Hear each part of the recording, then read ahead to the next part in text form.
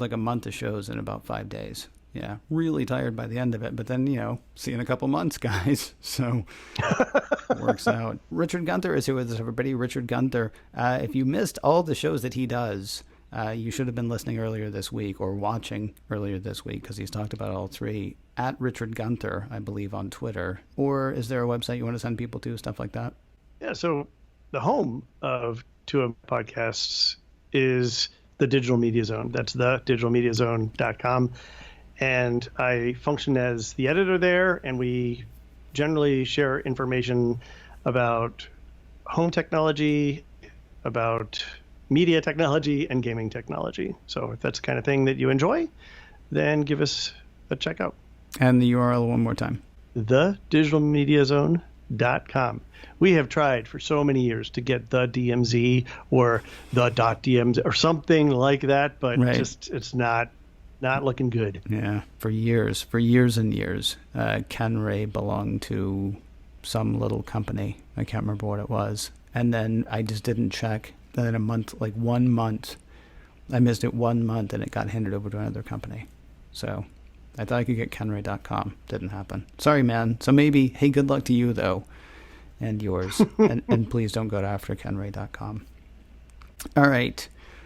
I have a question, and it's meant to be sort of not incendiary, not inflammatory, whatever. The question that I sent to you is, Apple the next Xiaomi? Let me explain.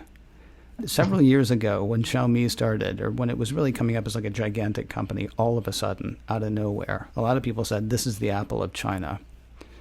And the head of Xiaomi at the time, I can't remember his name, said he didn't want to be thought of as the Apple of China. He wanted to be thought of as the Amazon of China.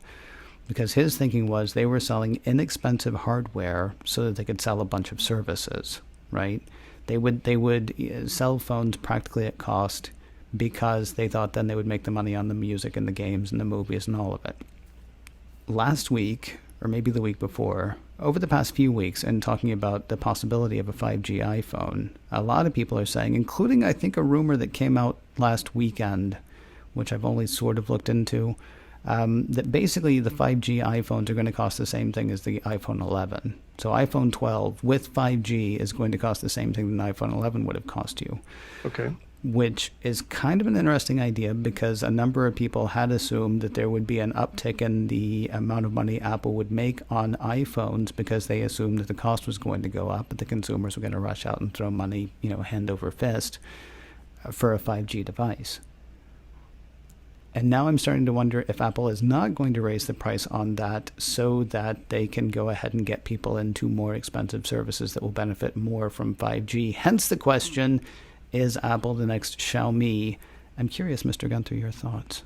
Well, I see your argument that, okay, they're going to keep the price where it is potentially because then they can sell more services. And clearly Apple wants to expand the amount of their revenue that's coming from services. It's surprisingly large now, but it could be bigger, and many companies are moving in that direction. The thing with Apple, though, is I feel like Apple doesn't really need to sell inexpensive devices. And I would argue that keeping the price of a phone at $1,000 isn't exactly creating low-cost hardware, right? You're still selling a premium product.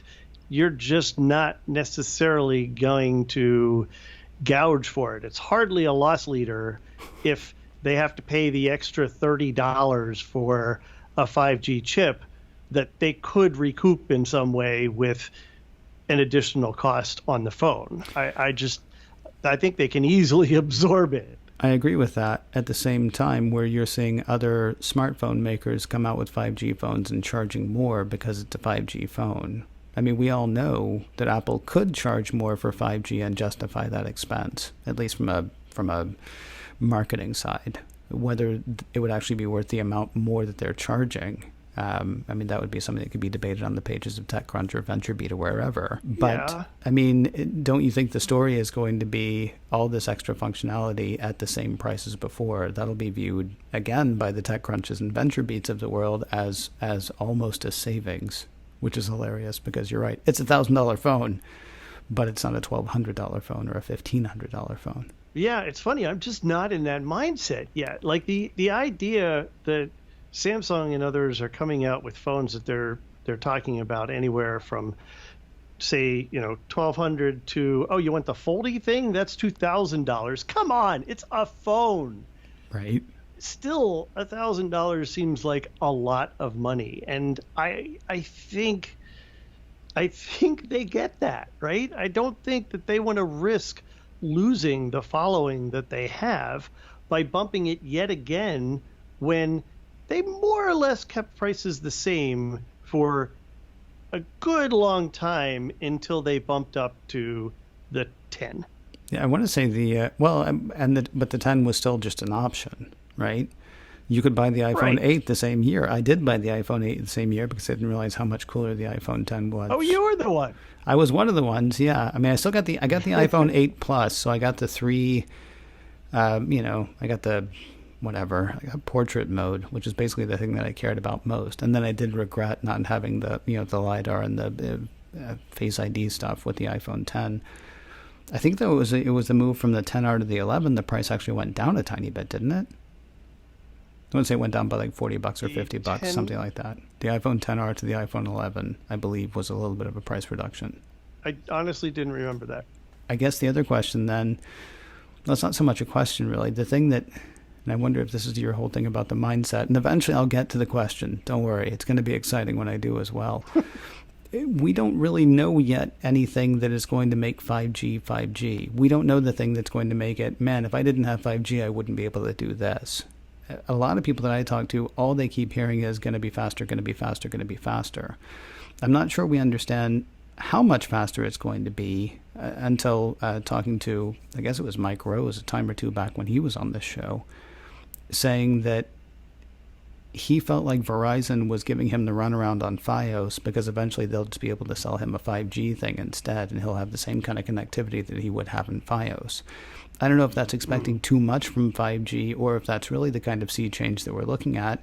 I think we won't know until we know, which could be another reason that Apple might not want to raise the price of it, because I mean, you're really selling an unknown quantity. If the only thing you're selling is faster, and most of us, especially now, are sitting at home using our phones on our Wi-Fi anyway, I don't know that that's an easy sell to make.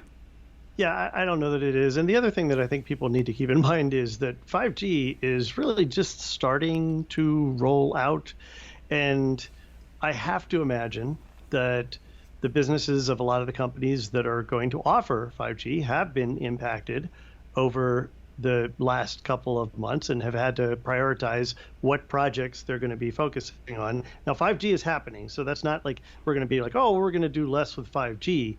But I think we need to I distinctly remember times when 4G LTE was going to save everything. It was going to be a whole new internet.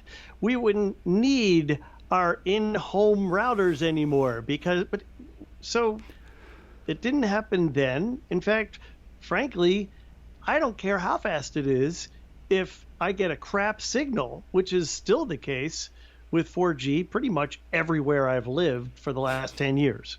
Okay. Yeah, okay, that's kind of a funny idea. Is this another time, by the way, to remind people that we don't know what we're talking about, or is that only for financial stuff and the rest of it we're fine? Well, I'm not sure that we're legally obligated this time. Oh, okay, great. Yeah, so we know exactly what we're talking about. Listen to us. Well, listen to Richard. I'm listening to him.